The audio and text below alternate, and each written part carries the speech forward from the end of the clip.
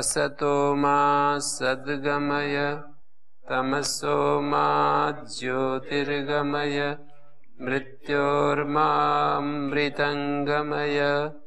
ओम शांति शांति शांति।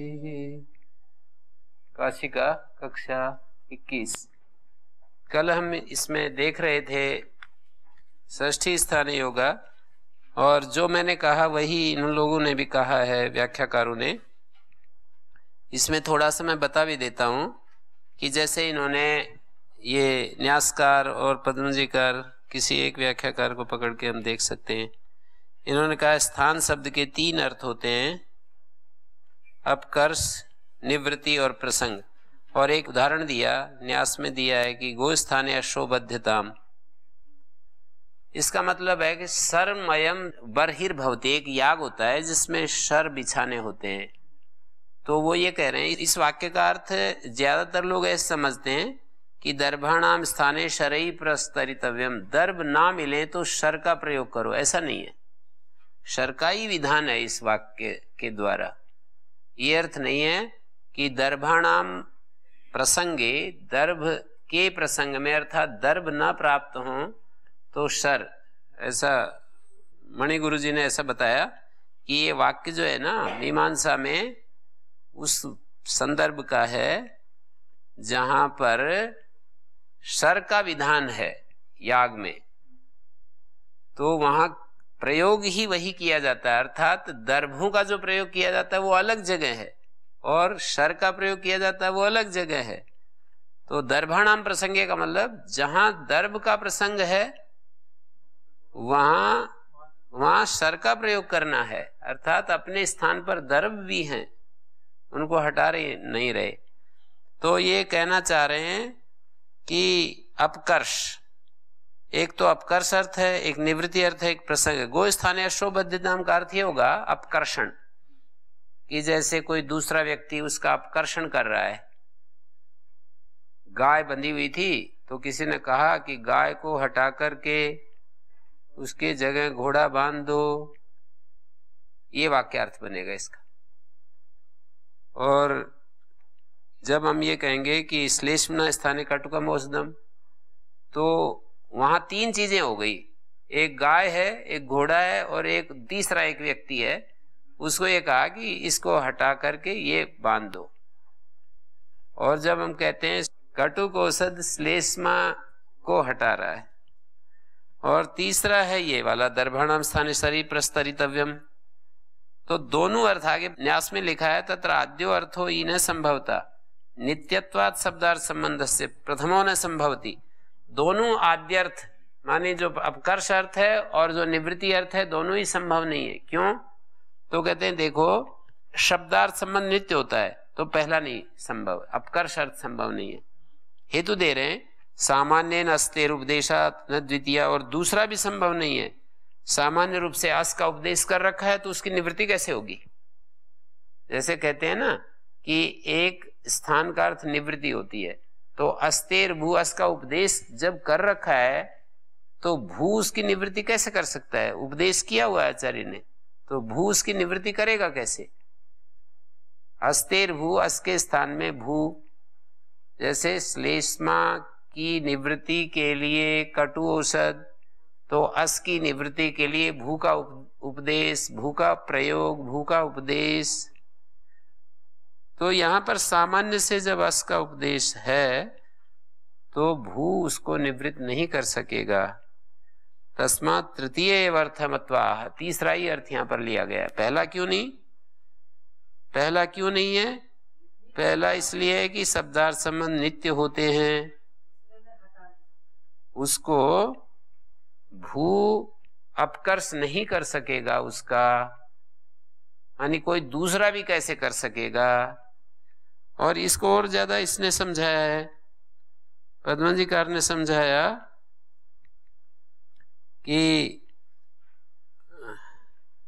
ये कहते हैं श्लेष्मना स्थाने कटु गो स्थाने अशोबद्धताम और प्रसंग, ये 3 बातें कहने के बाद फिर बोले कि च सब निवृत्तिवाची न गृह्यते अस्तेर उपदेश सामर्थ्यात्।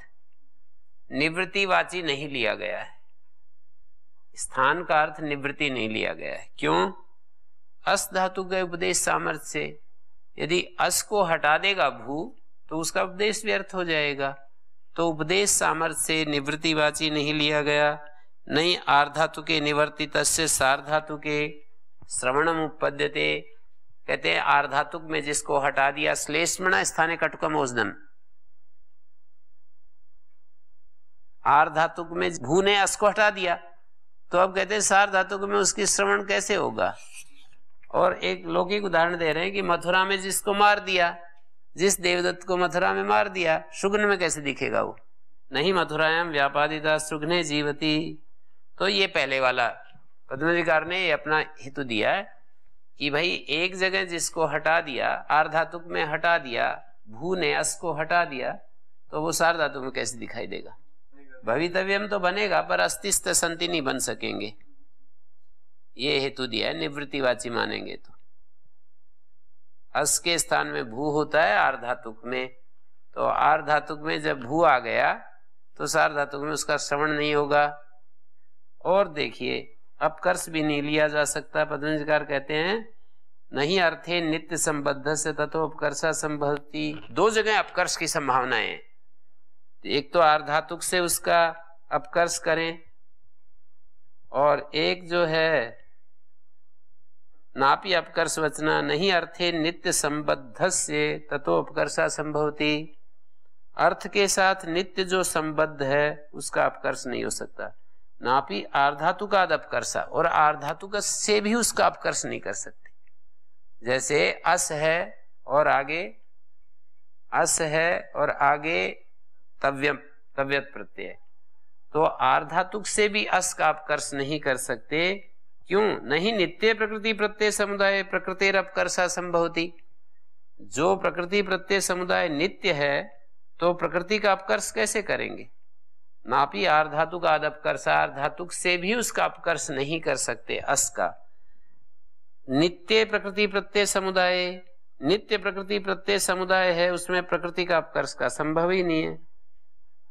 और अर्थ के साथ दूसरी बात, नापि अपकर्ष वचना, अर्थ के साथ जो नित्य संबद्ध है कौन? अस जो है अर्थ के साथ नित्य संबद्ध है, उसका अपकर्ष हम कैसे कर सकेंगे? उसको कैसे हटा सकेंगे? जो अस अपने अर्थ के साथ नित्य जुड़ा हुआ है, अस धातु होना अर्थ के साथ नित्य जुड़ा हुआ है, तो उस अस का हम अपकर्ष नहीं कर सकते। तो अपकर्ष अर्थ यहाँ घटेगा नहीं। अस्ते स्थाने भू भवती, तो अस का अपकर्ष करना पड़ेगा। जैसे गाय का अपकर्ष करते हैं तब वहां पर घोड़ा आता है। पहले किसी स्थान पर गाय बंधी हुई है तो उसका अपकर्ष करते हैं तब घोड़ा आता है। तो अस का अपकर्ष नहीं करेंगे। कैसे नहीं करेंगे? कि अर्थ के साथ नित्य जो संबद्ध अस है, होना अर्थ के साथ जो नित्य संबद्ध अस धातु है, वो अपने अर्थ से उसका अपकर्षण नहीं किया जा सकता, अर्थ से उसको अलग नहीं किया जा सकता, विछोह नहीं किया जा सकता, उसका पार्थक्य नहीं किया जा सकता। होना अर्थ से अस को अलग नहीं हटाया जा सकता। नापि आर्धातुकाद अपकर्षा, आर्धातुक से भी अपकर्ष नहीं किया जा सकता, क्योंकि प्रकृति और प्रत्यय समुदाय दोनों होते हैं नित्य। नित्य प्रकृति प्रत्यय समुदाय प्रकृतिर अपकर्षा संभवती। प्रकृति सारे शब्द अपने अपनी जगह अस्ति स्तसंति भवितव्यम आदि ऐसे ऐसे बने हुए हैं। अब आर्धातुक से उसको कैसे, अस में अस तो वहां है ही नहीं, अपकर्ष तो तब करे जब पहले दिखाई दे अस। जैसे भवितव्यम सामने लाकर देखें, भविता देखें, तो वहां पर अस है ही नहीं, अपकर्ष तो तब करो ना पहले वहां दिखाई दे। अस्तिस्त संति, यहां तो सार्धातुक है, और जहां अपकर्ष कर रहे हो वहां वो है नहीं, तो अपकर्ष कैसे करोगे? तीसरी बात इन्होंने की, बड़ी अच्छी कही है इन्होंने, स्वाभाविक एव अस्तेर अप्रयोगार्धातु के भू शब्द से च प्रयोगो। कहते हैं स्वाभाविक ही अस्ति का तो अप्रयोग और भू शब्द का प्रयोग इस प्रक्रिया से बताया जा रहा है, व्याकरण की प्रक्रिया से षष्ठी स्थाने योगा के द्वारा स्वाभाविक ही अस का तो अप्रयोग आर्धातुक में और भू का प्रयोग इस प्रकार से अनुव्याख्यान किया जाता है। इसलिए प्रसंग ही स्थान शब्द का अर्थ है। प्रसंग मानी प्राप्ति। अस्ते ही प्राप्तो भू प्रयोक्तव्य। अस की प्राप्ति होने पर भू का प्रयोग करो। अस अपनी जगह है अस्तिस्त संति, उसकी जगह भू का प्रयोग करो। अस्तिना अर्थम प्रतिपादयितुम उद्युक्ते। अस्ति के द्वारा अर्थ का प्रतिपादन करने के लिए कोई तैयार हो जाए तो आर्धातुक विषय में भवती ना प्रतिपादयेत, तो आर्धातुक विषय में भू के द्वारा उस अर्थ को कहो। कोई अस के द्वारा अर्थ प्रतिपादन करने के लिए सज्जीभूत हो जाए, कश्चित अस्तिना अर्थम प्रतिपादयितुम यदि इच्छति तरी भवतीना स प्रतिपादयेत तम अर्थम। बस इतनी बात कही जा रही है। प्रसंग संबंधस्य इति सूत्रार्थम उदाहरणे दर्शयति। यहाँ पर जो प्रसंग का जो स्थान प्रसंग संबंधस्य प्रसंगे संबंधस्य इत्यादि न सूत्रार्थम उदाहरणे दर्शय। सूत्रार्थ को उदाहरण में दर्शाया। प्रसंग निमित्त को तो काफी चर्चा हो गई कि जो ब्रुवा वची में जो षष्ठी है और वो ब्रुवा और वची को बताने के लिए जो षष्ठी बोली गई है, संबंध को बताने के लिए, उसको ऐसे जोड़ा कि प्रसंगे निमित्त भूते प्रसंग निमित्त के संबंधस्य ब्रुवा इति षष्ठी। जो ब्रुवा में षष्ठी है वो प्रसंग निमित्तक है। जैसे देवदत्त में षष्ठी है यज्ञदत्त के साथ, केन संबंधेन अन्वेति इयं षष्ठी यज्ञदत्ते पुत्रद्वारकम पितृत्व संबंधेन पितृत्व संबंधेन तथैवत्रापि अस्तेर्भू केन संबंधेन अस्ते इति षष्ठी भू इत्यत्र अन्वेति प्रसंग संबंधेन प्रसंग निमित्तकेन। प्रसंग को निमित्त प्राप्ति होने पर, प्राप्ति का निमित्त बनने पर, अस्तेर्भू अस की प्राप्ति का निमित्त उपस्थित होने पर, ब्रुवचि ब्रू की प्राप्ति का निमित्त उपस्थित होने पर वच प्रयोग करना चाहिए, ऐसे कहेंगे। तो काफी इस पर विचार हो गया है। आगे बढ़ता हूं।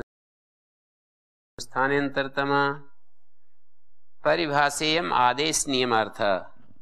ये परिभाषा है आदेश का नियम करने के लिए। ये पहली पंक्ति है यहाँ पर न्यास की, और पद्मजीकार की पंक्ति है परिभाषेयम स्थानीय नियमार्थ। ये परिभाषा स्थानीय का नियम करने के लिए है।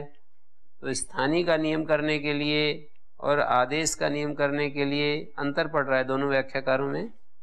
कैसे जोड़ेंगे ये परिभाषा? इस परिभाषा को हम आदेश का नियम करने वाला माने, या यदि हम स्वतंत्रो विधिस्यात् तत्रापि दधि मधु अस्तु न कश्चित् परिभाषायां स्थान षष्ठी तत्र उपतिष्ठते। जहाँ स्थान षष्ठी है वहाँ ये परिभाषा उपस्थित होती है। जब हम आदेश का नियम करने के लिए इस परिभाषा को बनाते हैं तो एक के स्थान में जब कई आदेश प्राप्त होते हैं तो उनमें से अंतरतम आदेश होता है, ये बताने के लिए परिभाषा है। एकस्य स्थाने यदा अनेके आदेशाः प्राप्नुवन्ति तत्र अंतरतम आदेशो भवति। परिभाषेयम् आदेश नियमार्थः। ये परिभाषा आदेश का नियम करने के लिए, आदेश जो है उसको बता रही है कि यही हो और ना हो, आदेश का नियम करने के लिए ये परिभाषा है। स्थाने प्राप्यमाणानाम अंतरतम आदेश होती। स्थान में जो प्राप्त हो रहे आदेश हैं उनमें अंतरतम आदेश होता है। सदृशतमा कुतश्च शब्दस्य आंतर्यम। शब्द का आंतर्य कैसे देखोगे? स्थान, अर्थ, गुण और प्रमाण की दृष्टि से देखेंगे। स्थान कृतांतर्य, अर्थ कृतांतर्य, गुणकृत और प्रमाणकृत। स्थान जैसे आकाशवर्ण दीर्घ दंडाग्रम द्वयोरकारो कंठे दीर्घाकारो भवति। दो अकारों के स्थान में कंठ स्थानी दीर्घ आकार हो जाता है। अर्थतः वतंडी चासो युतिश्च। वातंड्युति पुंवद भावेन अंतरतमा पुं शब्दो अतिदिश्यते। देखो वतंडी चासोयुति समास किया कर्मधारय, पुंवद भाव हुआ वतंडी को, पुल्लिंग जैसा। वतंड के पुल्लिंग जैसे दो शब्द हैं, वतंड के स्थान में पुल्लिंग जैसे दो शब्द आ सकते हैं, एक वतंड और एक वातंड्य। वतंड और वातंड दो आ सकते हैं, तो उनमें से वतंड कैसे हटे और वातंड कैसे आए? पुल्लिंग शब्द दो हैं, वतंड और वातंड, तो अर्थकृतांतर्य से वतंडी की जगह उसके अर्थ की दृष्टि से सादृश्य देखेंगे तो वातंड मिलेगा, न कि वतंड।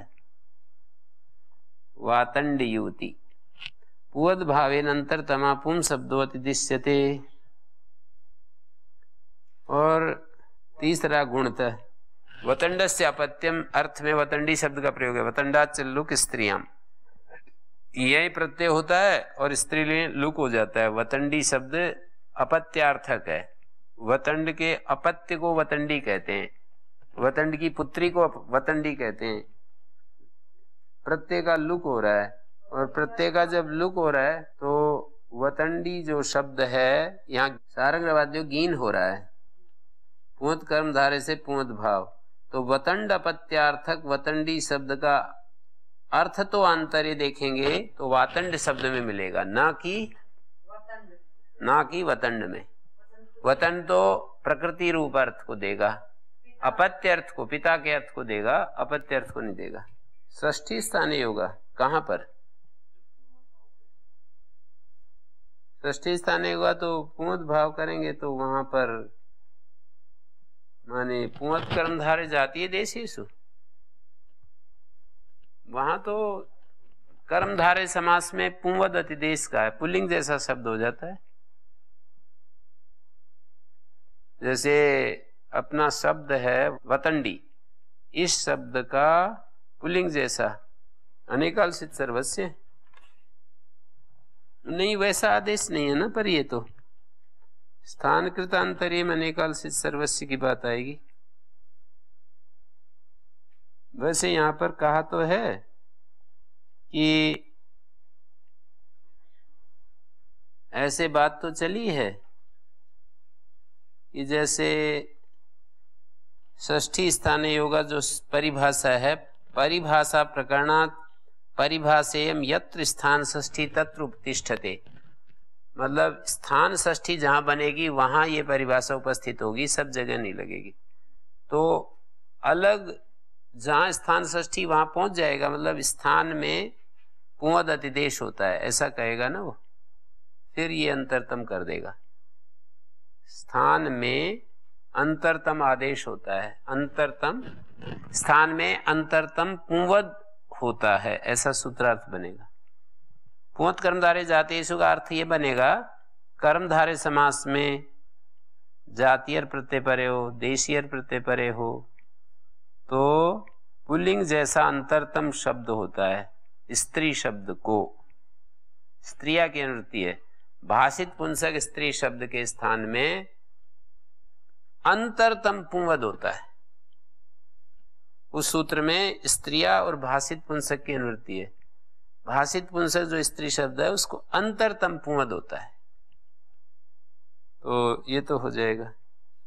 वातंड युवती का अर्थ ये होगा, वतंड की पुत्री युवती, कोई जवान बेटी है किसी पिता की, उसको बताया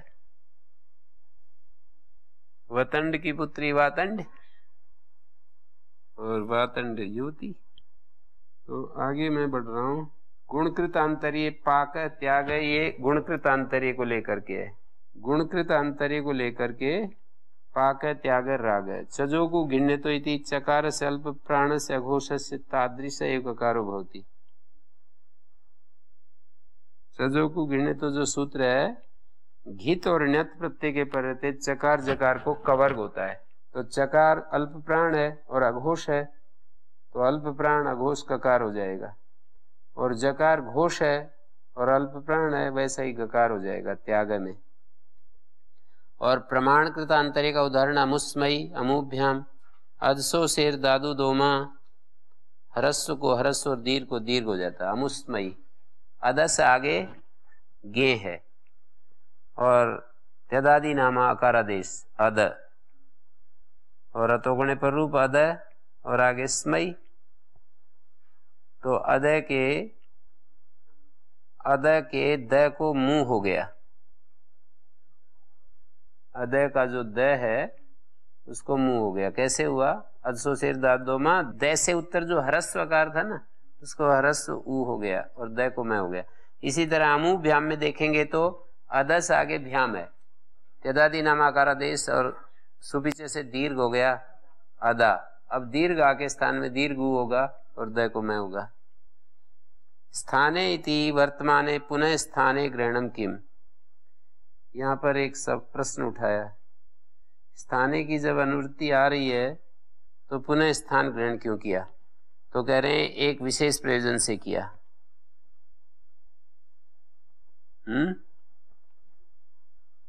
कि यत्र अनेक विधम आंतर्यम संभवती तत्र स्थानत एव आंतर्यम बलियो यथा स्यात्। जैसे ची आगे त्रिच, तो ची को गुण करने लगे सार धातु गार धातु के, ची को गुण करेंगे तो चेता स्तोता, स्थानत आंतर्य बलियो हो जाएगा। चेता स्तोता में अनेकम आंतर्यम संभवती में स्थानत एव आंतर्यम बलियो यथा स्यात्। चेता स्तोता में ची को प्रमाणकृत आंतर्य से अप्राप्त था, पर स्थान कृत आंतर्य से ए हो गया। प्रमाण तो अकार गुणा प्राप्त है, स्थानत आंतर्याद एकार ओकारो भवता, स्तोता में ओकार हो जाता है, चेता में एकार हो जाता है, ऐसा कह रहे। ठीक है। अमुना सिद्धि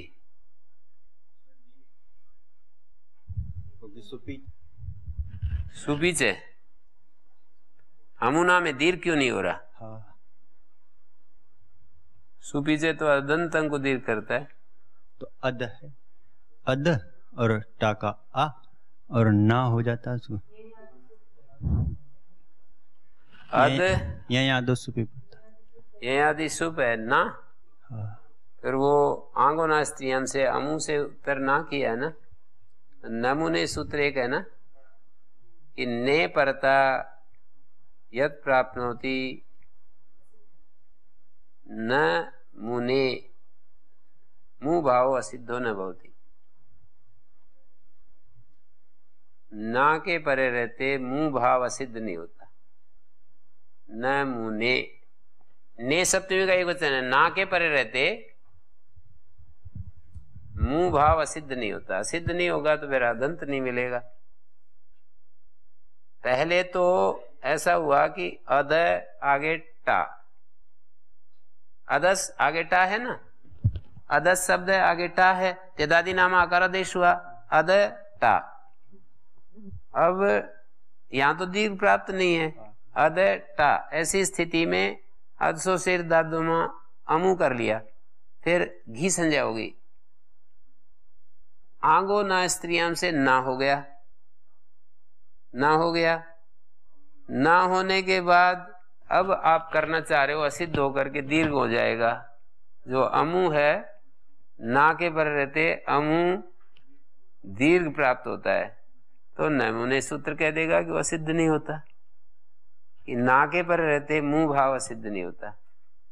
दो बार उस सूत्र को लगाना पड़ता है। जैसे हमने अदस शब्द को जैसे वो किया, अदसो शेर दादोमा अमु बन गया। अमु बनने के बाद फिर आप लगाने लगे आंगोना स्त्रियां, तो कहेंगे कि अमु के बाद आंगोना स्त्रियां जैसे आप कर रहे हो तो असिद्ध हो जाएगा, तो अमु थोड़ी दिखेगा।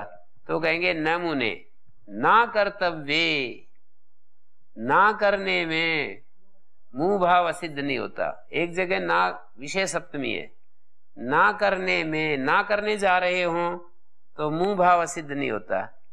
और दूसरे बार ने इति पर सप्तमी, ना के परे रहते मुंह भाव असिद्ध नहीं होता। हाँ, कुछ और काम करने के लिए ना के परे थे मुंह भाव असिद्ध नहीं होता है? इस तरह से हैं? नहीं, इतने तरह से कैसे? देखो एक बार बोलो। मुंह के कारण ना हुआ है और हाँ, मुंह की आश्रिति ना है। मुंह के आश्रित ना है, ना होने के बाद असिद्ध होकर के वो पूर्वत्र सिद्धम, यदि नमुने सूत्र नहीं होता ना तो फिर तो दिक्कत थी। नमुने सूत्र यदि न होता, इसलिए नमुने सूत्र के कारण से निपातन भी कर देते तो इतनी ज्यादा झंझट नहीं होता था। फिर हमें करना पड़ता विचार कि अमुना कैसे बन गए। अमुना शब्द ही पढ़ देते आचार्य, तो फिर हमें कल्पना करनी पड़ती कि यहाँ पर ये शब्द बन जाता है और यहाँ सिद्ध नहीं होता है। आचार्य यूं कह देते नमूने की जगह अमुना, तो फिर हमें कल्पना करनी पड़ती कि यहाँ पर ना करने में मुंह भाव सिद्ध नहीं होगा और ना करने के बाद भी मुंह भाव सिद्ध नहीं होगा। कर्तव्येपि न भवति असिद्धम, कृतेपि न भवति असिद्धम। हाँ, 2 बार हो जाएगा। ना करने में मुंह भाव असिद्ध नहीं होता, कृते सत्यपि मुंह भाव असिद्धो न भवति। ओम गुरु जी, ये जो वतंडी शब्द है अपत्य अर्थ को कह रही है, इसका अगर हम पुंवाद भाव करते हैं तो 2 शब्द प्राप्त होते हैं, वतंड और वातंड्य। और ये जो वतंड शब्द है अपत्य अर्थ से रहित है ना गुरु जी? अपत्य अर्थ से रहित है। वतंड जो शब्द है अपत्य अर्थ से रहित है।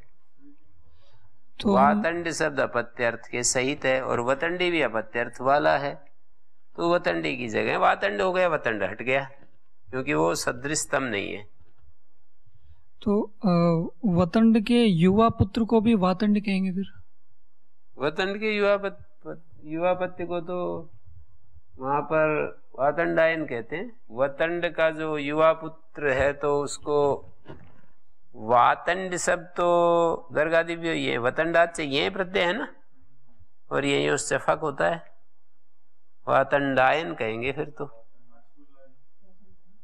आश्वलायन आदि करते हैं ना, जैसे यही जैसे गार्ग शब्द से फक करते हैं तो गार्ग्यायन होता है ना, तो वातंड्य फक करेंगे तो यही वहीं पर एक सूत्र है, ययंत और इयंत से फक हो जाता है युवापत्य में। ये और इय प्रत्यय गोत्रा प्रत्यांत है, और गोत्रादि स्त्रियां गोत्र प्रत्यांत हो तो वो युवापत्य में ही प्रत्यय आता है, तो इसलिए वातंड्यायन बनेगा वो। तो आगे मैं बढ़ रहा हूं। तमप ग्रहणम किम, यहाँ पर ये कहा वाग घसती त्रिष्टुप भसती झयो होने तरस्याम इति हकारस्य पूर्व सवर्णे क्रियमाणे शोस्मण शोस्माणा इति द्वितीया प्रसक्ता, नादवतो नादवंता इति तृतीया प्रसक्ता। स्थाने वर्तमाने बता दिया ना, स्थाने इति वर्तमाने पुनः स्थान ग्रहणम किमर्थम, जहाँ आंतर्य अनेक प्रकार का संभव है वहां पर स्थान कृतांतर्य बलवान होता है। प्रमाण तो अकार गुणा प्राप्त है, स्थानता अंतर्या दैकार उकारो वा भवता। तमप ग्रहणम किम सूत्र में स्थाने अंतर तमः क्यों पड़ा? कहते हैं देखो एक उदाहरण है, वाक हसती और त्रिष्टुप हसती, ऐसा है की जगह झयो निदर्शन सूत्र लगाना होता है। झय से उत्तर हकार को पूर्व सवर्ण होता है, पूर्व सवर्णे क्रियमाणे सोस्मण सोस्माणा इति द्वितीया प्रसक्ता। ये जो ऊष्म गुण युक्त के स्थान में ऊष्म गुण युक्त होते हैं, सोस्मणा यहाँ पर षष्ठी एक वचन है, सोस्माण प्रथमा बहुवचन है। ऊष्म गुण युक्त के स्थान में ऊष्म गुण युक्त होते हैं तो दूसरे वर्ण यानी जो द्वितीय वर्ण होते हैं ना, ख छ ठ थ फ, ख छ ठ थ फ ये प्राप्त हुए। और नादवतो नादवंता इस नियम को यदि लागू किया जाए तो तृतीय प्राप्त होंगे, गजड दब ये प्राप्त होंगे। तमप ग्रहणात, तमप ग्रहण करने से ये शोष्माणा नादवंतश्च जो ऊष्म गुण युक्त भी हैं और नादवान भी हैं, ते भवंती चतुर्था, वे चतुर्थ वर्ण हो जाते हैं। जो ऊष्म भी हैं और नादवान भी हैं, ये चतुर्थ हो जाते हैं। तमपगृह्णात् ये शोष्माणा नादवन्तश्च ते भवन्ति चतुर्थ। तो यहाँ एक विशेष बात समझने की है कि द्वितीय वर्णों का ऊष्मत्व किससे विधान किया हुआ है। जो ये कह रहे हैं ना कि शोष्माण इति द्वितीया प्रसक्ता, ऊष्म गुणयुक्त के स्थान में ऊष्म गुणयुक्त होता है, तो यहाँ पर कोई बताएगा इस बात का उत्तर? स्थानेन द्वितीया। और चौथे वर्णों का ऊष्मत्व किसके द्वारा विधान है? ये सही है। हकारेण चतुर्था, चतुर्थ वर्णों का ऊष्मत्व विहित है, और सस्थानेन द्वितीया सूत्र से द्वितीय वर्णों का ऊष्मत्व विहित है। लेकिन वहां पर यदि देखोगे आप लोग, जो वर्णोच्चारण शिक्षा है वहां ये व्याख्या नहीं की गई है कि द्वितीय वर्ण ऊष्म होते हैं, चतुर्थ वर्ण ऊष्म होते हैं, ऐसा वहां पर नहीं लिखा है। देखिए इनके पास पुस्तक है ना, आगे एक प्रकरण में देखो, सस्थाने द्वितीय हकारेण चतुर्था, जहाँ 2 सूत्र हैं ना, उनकी व्याख्या क्या की गई है, उसमें पढ़ के सुनाओ।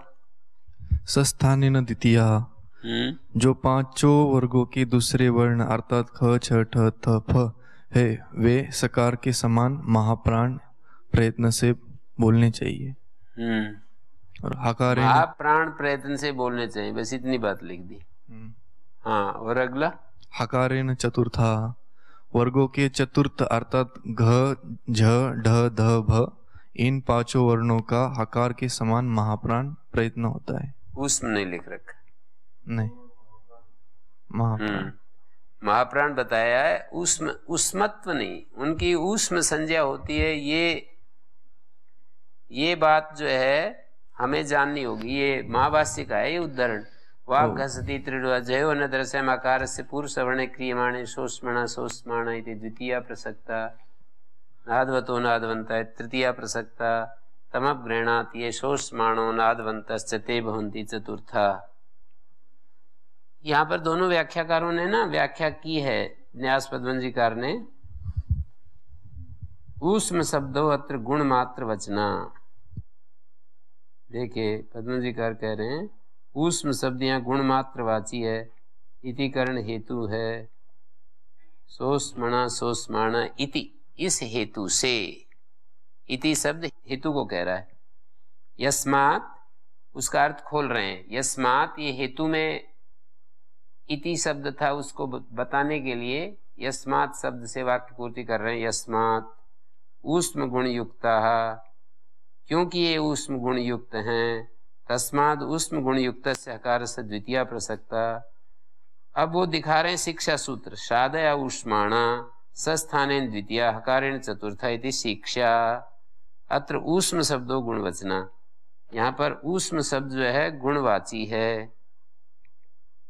सस्थानेत्यम भूत लक्षणे तृतीया, सस्थानेन द्वितीया हकारेण चतुर्था, हकारेण यहाँ पर भी इत्थम भूत लक्षणे तृतीया विभक्ति है।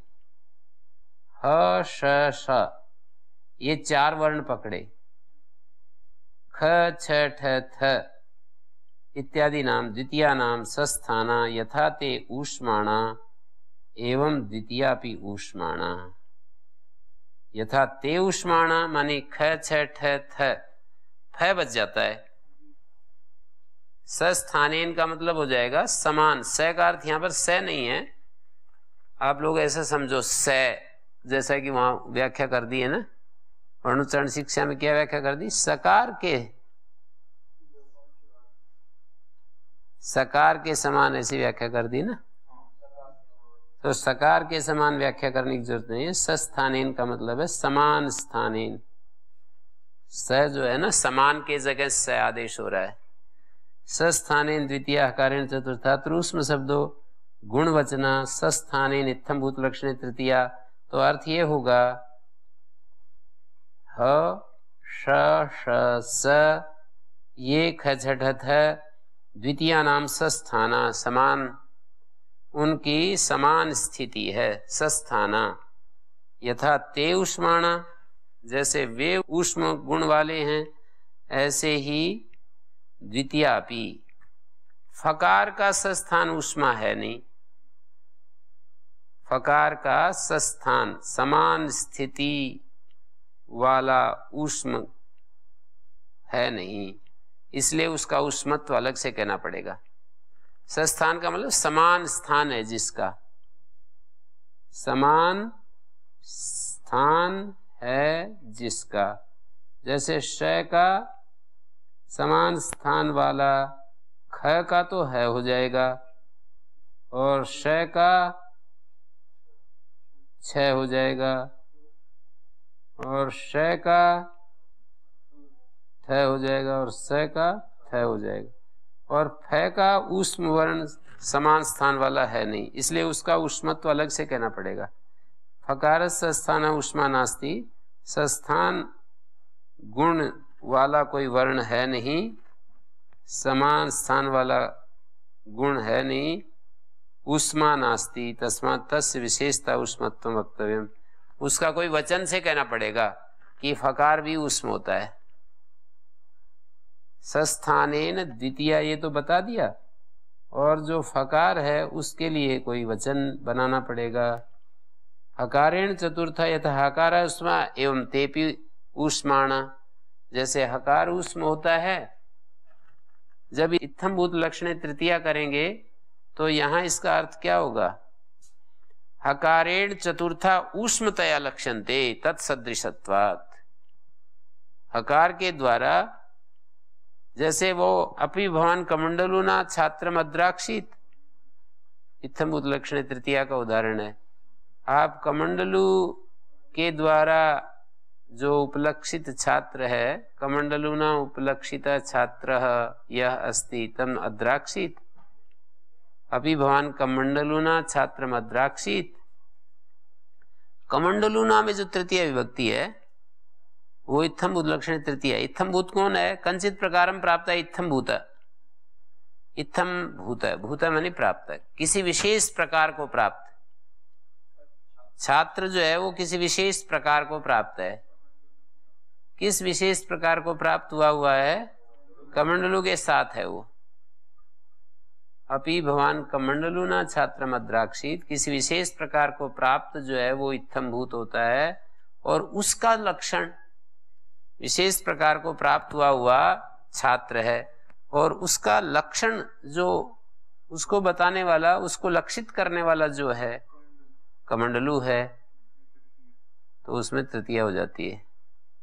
तो यहां पर हकारेण चतुर्था, हकार चतुर्थ जो वर्ण होते हैं वो इत्थम्भूत हैं, और उनका लक्षण हकारेण चतुर्था ऊष्माणा। चतुर्थ वर्ण जो हैं वो कंचित विशिष्टम प्रकारम प्राप्ता सन्ति, और हकार जैसे ऊष्म है, हकार के ऊष्मत्व के द्वारा उनको लक्षित किया जा रहा है। हकार के ऊष्मत्व के द्वारा चतुर्थ वर्णों को लक्षित किया जा रहा है, बताया जा रहा है। जैसे कमंडलों के द्वारा छात्र को बताया जा रहा है, हकार के ऊष्मत्व के द्वारा चतुर्थ वर्णों को बताया जा रहा है। तत्सदृशत्वात् यथा हकार ऊष्मा एवं चतुर्थ वर्णापि ऊष्माणा। पांचों वर्णों को ऊष्म बता दिया इस कथन से। हाँ जी। अंतस्थ ये ऊष्म, ये संज्ञा क्यों दी गई मुझे? अंतस्थ तो मध्य तिष्ठन्ति इति अंतस्थ, जो उनकी स्थिति मध्य में है, स्पर्श वर्णों के और ऊष्म वर्णों के मध्य में स्थित है। अंतस्थ वर्ण में उच्चारण करने में कर्ण का स्थान के साथ बहुत ज्यादा स्पर्श होता है, ऊष्म वर्णों में अलग रहते हैं। स्थान और कर्ण का विपरीतत्व रहता है, स्थान और कर्ण अलग अलग रहते हैं। कर्ण मानी जिह्वा, जो उच्चारण करने वाली हमारे पास जो साधन है, उच्चारण करने वाला साधन है ना, उसको कर्ण कहते हैं।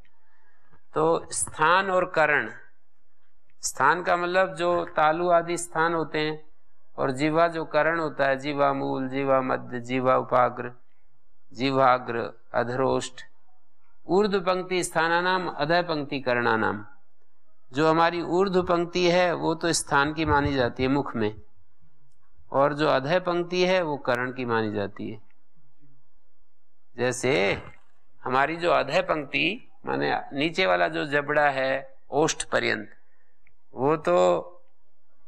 वो कर्ण है। ऊपर वाली पंक्ति जो है वो स्थान की है। जैसे कंठ स्थान है, जिह्वा मूल कर्ण बनेगा। तालु स्थान है, जिह्वा मध्य कर्ण बनेगा। मूर्धा स्थान है तो जिह्वा उपाग्र कर्ण बनेगा। दंत स्थान है तो जिह्वाग्र कर्ण बनेगा।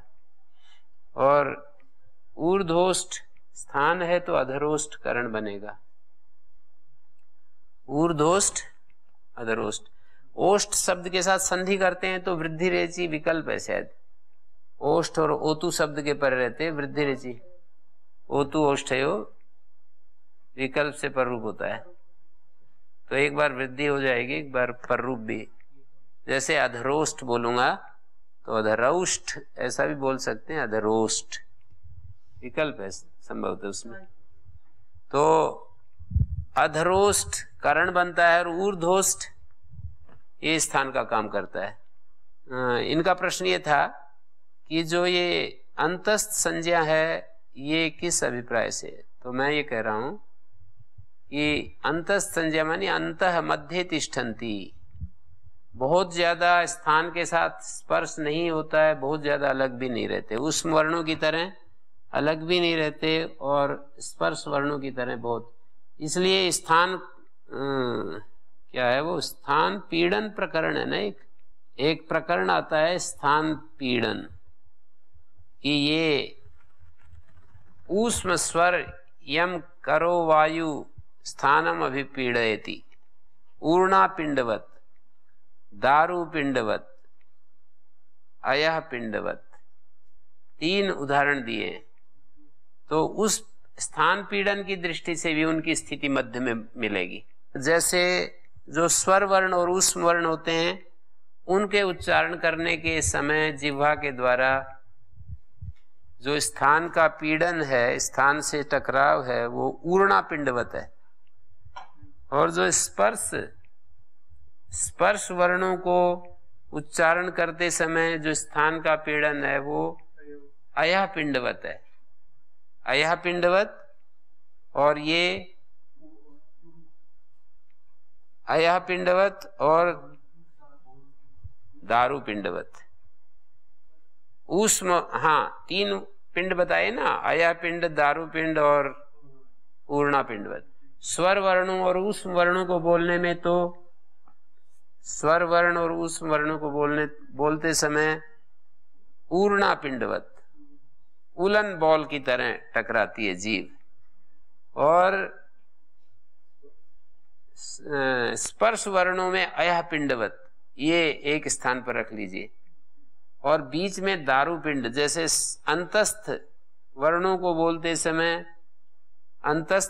बोलते समय दारु पिंडवत, यानी बीच की स्थिति। एक तो वुडन बॉल है, एक आयरन बॉल है और एक वुलन बॉल है, तो ये तो दारु पिंडवत कह दिया, इनकी स्थिति बीच में है, तो अंतस्थ इसलिए। और ऊष्म संज्ञा पूछी कि ऊष्म संज्ञा किस अभिप्राय से, वो भी अनवर्त संज्ञा है। इनके उच्चारण करने में ऊष्मा बहुत ज्यादा निकलती है। जैसे हम बोलते हैं, यहाँ पर परीक्षण करके भी देख सकते हो, श श श ऐसे बोलते हैं ना, तो बहुत ज्यादा ख ख, इतनी ऊष्मा नहीं निकलती, पर इनमें ज्यादा ही निकलती है। तो श श श ह में थोड़ी कम है, तीनों सकारों में ज्यादा है। तो ये ऊष्म गुण युक्त हैं ये, और उनके समान द्वितीय वर्णों और चतुर्थ वर्णों को भी ऊष्मत्व बताना है। महाप्राण तो हैं ही, उनका ऊष्मत्व भी बताना है। तो उनके ऊष्मत्व को हकारेण चतुर्था से बता दिया। हकार से उपलक्षित जो चतुर्थ वर्ण है ऊष्मतया हकारेण चतुर्था वर्ण हकारेण ऊष्मतया लक्ष्यन्ते तत्सदृशत्वात्। ऊष्मतया लक्ष्यन्ते, हकारेण ऊष्मतया लक्ष्यन्ते। और ये क्या कह रहा है? सस्थानेन द्वितीया, ये कह रहा है कि द्वितीय वर्ण समान स्थानतया, समान स्थानेन, समानम स्थानम यस्य, यस्य कस्य सस्थानेन द्वितीया ऊष्मतया लक्ष्यन्ते। समान एतदुक्तं भवति यथा सस्थाना एव एषाम् ऊष्मा एवं एतेपि वर्गाणां द्वितीया ऊष्माणा। जैसे समान इनका जो ऊष्मा है वो सस्थान है, समान स्थान है, जिसकी जाति में एक वचन कर सकते हैं। हाँ, एक एक को देख रहे हैं तो फिर ठीक है। यथा सस्थाना एव एषाम ऊष्मा, इनकी ऊष्मा जो है समान स्थान वाली है, वैसे सस्थानेन द्वितीया ऊष्मतया लक्ष्यन्ते। यथा सस्थान एवेषाम ऊष्मा एवं एतेपि वर्गाणाम द्वितीया ऊष्माणा। ये जो वर्गों के द्वितीय हैं वो ऊष्मा। न्यासकार ने यहाँ पर व्याख्या की है, उसको मैं पढ़ रहा हूँ। सादाय ऊष्माणा वचनेन हकारस्य ऊष्मत्वं प्रतिपादितम्। सादय ऊष्माणा हकारेण चतुर्था, सादय ऊष्माणा, शादी ऊष्म है और हकार का भी सादय ऊष्माणा हकारस्य, ऊष्मा मानी चारों वर्ण, शादी मानी श श श है, सादय ऊष्माणा ये वचन, ये जो वर्णोच्चारण शिक्षा में सूत्र है ना, सादय ऊष्माणा, ये चारों वर्णों को ऊष्म कहा और फिर अतिदेश कर दिया है, हकारेण चतुर्था और सस्थानेन द्वितीया। जैसे सस्थानेन द्वितीया वर्गाणाम द्वितीया ऊष्माणा, यथा सस्थाना एव एषाम ऊष्मा, इनका जो ऊष्मा है वो समान स्थान है जिसका है, ऐसा ऊष्मा है। ऊष्मा सब पुल्लिंग है, पुल्लिंग इसमें संस्कृत में, हिंदी में ऐसे बोल देते हैं हम, इनकी ऊष्मा ऐसे बोल देंगे ना, पर संस्कृत में एषाम ऊष्मा, सस्थाना एवेषाम ऊष्मा एवं एतेपि वर्गाणाम द्वितीया ऊष्माणा। या तुल्यार्थ योग में भी तृतीया कर सकते हैं। तुल्य शब्द का अध्ययन करेंगे, तुल्यत्वम ऊष्मतया वेदितव्यम, ऊष्मता के रूप में तुल्यता देखेंगे। खकारस्य सस्थानो हकार, छकारस्य शकार, ठकारस्य शकार, थकारस्य सकार।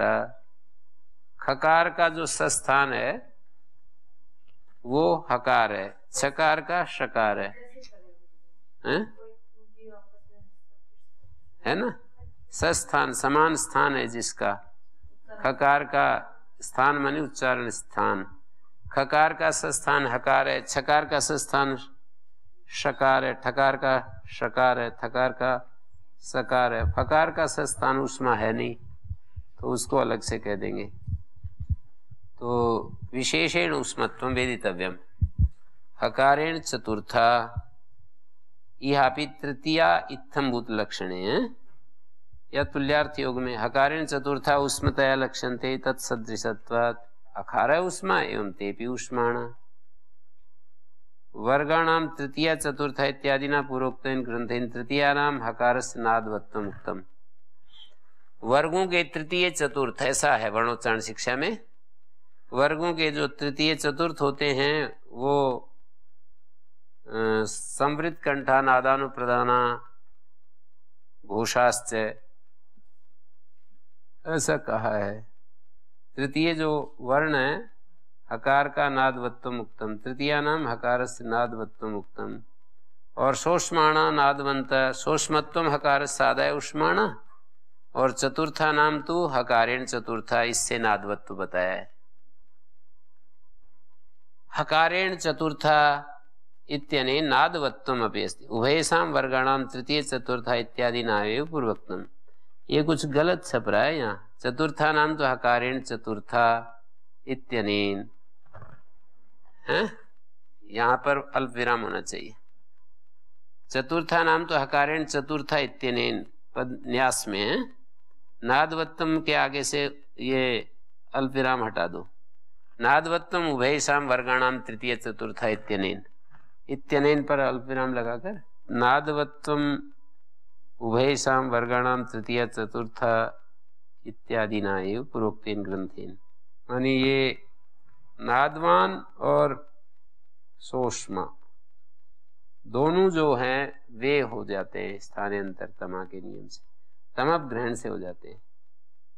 तो अर्थ आपको समझ में आया। हकारेण चतुर्था, हमें जो व्याकरण पढ़ाते थे वो बहुत ज्यादा इसको नोटिस करते थे, इसको बहुत ज्यादा उभार करके बताते थे कि ये इस प्रसंग को बहुत कम लोग समझते हैं। जैसे से महाभाष्य में भी है और यहाँ भी है, वही का वही।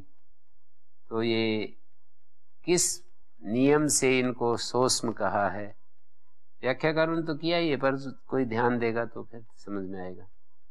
व्याख्याकारों ने तो लिखा ही है, वही तो मैंने बताया आपको।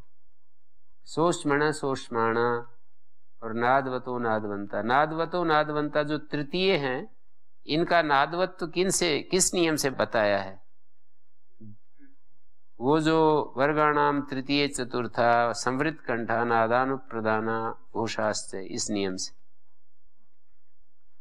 नादवतो घोषवंतश्च, नादवतो नादवंता तृतीय प्रसक्त हुआ। चतुर्थ भी नादवान होते हैं, चतुर्थ सोष्म भी होते हैं। नादवंता सोष्माणा ते भवन्ति चतुर्थ।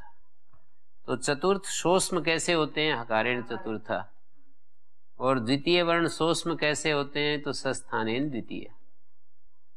ऐसा करके यहाँ पर तो हकारेण अर्थ समझ में आया। हकारेण चतुर्था का, हकारेण चतुर्था ऊष्मतया लक्ष्यन्ते। हकार जो वर्ण है उसके द्वारा चतुर्थ वर्ण ऊष्मतया लक्ष्यन्ते। तत्सदृशत्वा तेन यथा हकार ऊष्मयं तेपि ऊष्माण है। जैसे हकार ऊष्मा है ऐसे वे भी ऊष्माण, तेपि ऊष्माण, ऐसा अध्ययन करना पड़ेगा। और दूसरी तरफ सादय ऊष्माणा सस्थानेन द्वितीय हकारेण चतुर्थ एक शिक्षा सूत्र है, और सस्थानेन थ भूलक्षण तृतीय है। तो समान स्थाना हस खच्छादी नाम द्वितीय नाम सस्थाना यथा द्वितीय नाम सस्थान यथा ते ऊष्माणा एवं द्वितीया भी ऊष्माणा। फकार का सस्थान ऊष्मा कोई वर्ण है नहीं। ऊष्मा हो वो ऐसा कोई वर्ण है नहीं। तस्मात् तस् विशेषतः ऊष्मत्व सस्थानेन तृतीया का अर्थ होगा, इत्थम भूलक्षणे तृतीया करेंगे तो सस्थानेन द्वितीया ऊष्मतया लक्ष्यन्ते। समान स्थान है जिसका उस वर्ण के द्वारा, समान स्थान है जिसका उस वर्ण के द्वारा द्वितीय वर्ण सस्थानेन द्वितीया, समान स्थान है जिसका, किसका? श का मान लीजिए, एक को पकड़ेंगे जी, श का द्वितीय ऊष्मा तेन तेन वर्णेन षकारेण द्वितीय वर्ण ऊष्मतया लक्ष्यते। और इसी तरह से मूर्धन्य षकार, दंत षकार, तालव्य षकार सब में ऐसे ही करते जाएंगे, एक एक को पकड़ के उससे लक्षित करके एक वचन के कारण से। सस्थानेन द्वितीया ऊष्मतया लक्ष्यन्ते, इन्होंने व्याख्या में एक वचन एक ही बार में कह दिया। सादय ऊष्माण सस्थानेन द्वितीया, सस्थानेन द्वितीया ऊष्मतया लक्ष्यन्ते। सस्थानेन ऊष्माण सस्थानेन ऊष्म वर्णेन द्वितीया ऊष्मतया लक्ष्यन्ते। जी, जैसे हकारेण चतुर्थ है ना, तो सस्थान समान स्थान वाले ऊष्म वर्ण के द्वारा, समान स्थान वाले चार वर्ण है अपने पास, श श स ह, तो इनके समान स्थान वाले ये जो वर्ण हैं इनके द्वारा द्वितीय वर्ण ऊष्मता से लक्षित हो रहे हैं। और फकार का समान स्थान ऊष्मा है नहीं, ऊष्मा नहीं माने ऊष्म वर्ण नहीं है, तो उसके लिए अलग से ऊष्मत्व कह देंगे। ओम शांति। शांति शांति।